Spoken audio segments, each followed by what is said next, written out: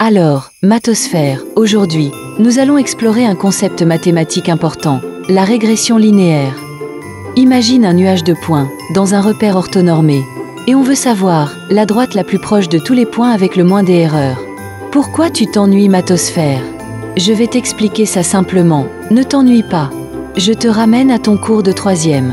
L'équation d'une droite, tu la connais, n'est-ce pas?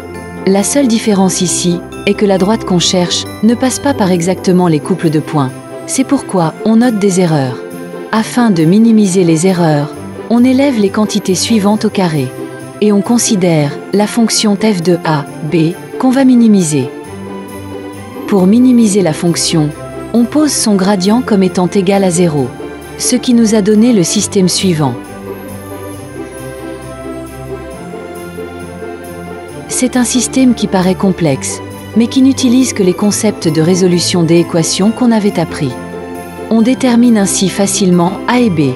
Mais si tu te souviens du problème du paysan, je t'avais dit qu'il faut qu'on vérifie avec la matrice hessienne qu'il s'agit bien d'un maximum. Et comme d'habitude, on établit la matrice hessienne comme suit. Et on montre facilement qu'avec l'inégalité de Cauchy que son déterminant est bien positif.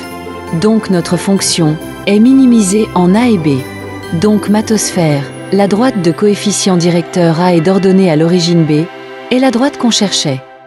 La régression linéaire est une technique statistique fondamentale qui joue un rôle crucial dans divers aspects de notre vie quotidienne et professionnelle. En simplifiant la relation entre deux variables, elle nous permet de modéliser, prévoir et comprendre les tendances.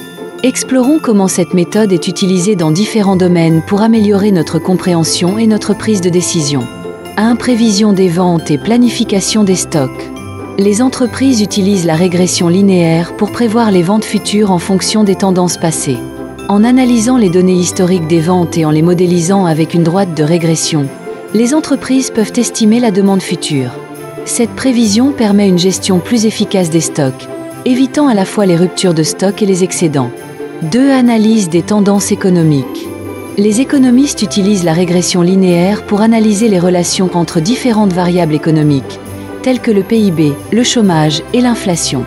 En établissant des modèles linéaires, ils peuvent évaluer l'impact des politiques économiques et des changements de marché sur l'économie.